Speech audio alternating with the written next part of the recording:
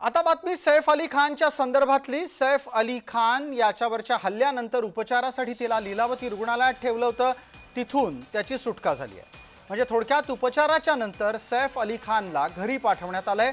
मात्र सैफ त्या घरी जाणार नाही ज्या घरात हल्ला झालाय। सैफच्या कुटुंबानं दुसऱ्या घरात इतरत्र जाण्याचा निर्णय घेतला आहे।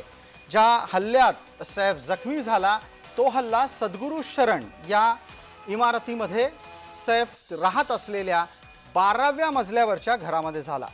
तर आता सैफ फॉर्च्यून हाइट्स या इमारतीतल्या इतर दुसऱ्या घरामध्ये जाणार आहे। अनिल सावरे आपल्या सोबत आहेत। अनिल सावरे, आवाज येतोय? अनिल सावरे नमस्कार, माझा आवाज येतोय का आपल्याला? येतोय सर, येतोय जी। आपण या निमित्तानं अधिक खुलासा करू शकता की सैफनं घर बदललंय, फॉर्च्यून हाइट्स मध्ये तो राहायला जाणार आहे, इथे तो अधिक सुरक्षित असेल का?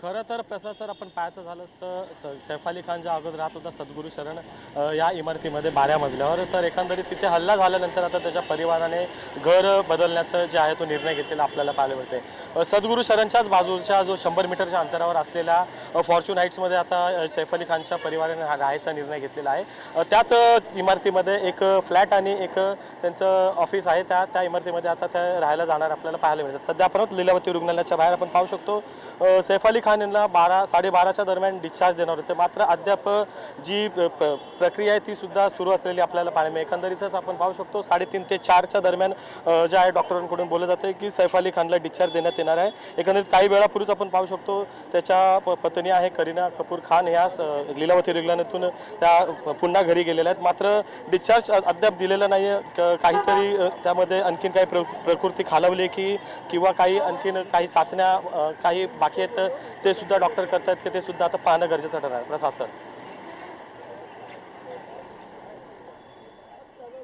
अनिल, आवाज येतोय?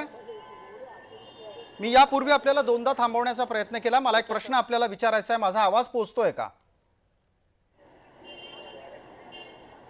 आता येतोय सर, मग कशी आला ना? बर, ठीक आहे। मला पटकन आपण सांगा, आपण म्हणत होतात की अद्याप सैफ रुग्णालयातून बाहेर पडलेला नाहीये, त्याच्या प्रकृतीमध्ये पूर्णपणे सुधारणा झालेली आहे का, आणि सैफची तब्येत आता कशी आहे?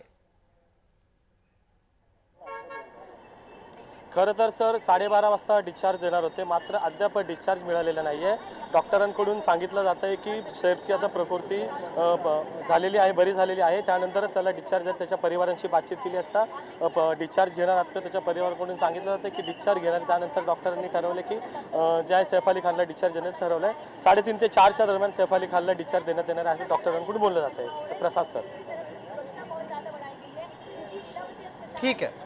धन्यवाद अनिल या उत्तरांच्यासाठी। आपण लक्ष ठेवा, सैफ ज्या वेळेला रुग्णालयातून बाहेर पडेल तेव्हा अत्यंत तातडीने आपण कळवालच अशी अपेक्षा आहे। तुर्तास धन्यवाद।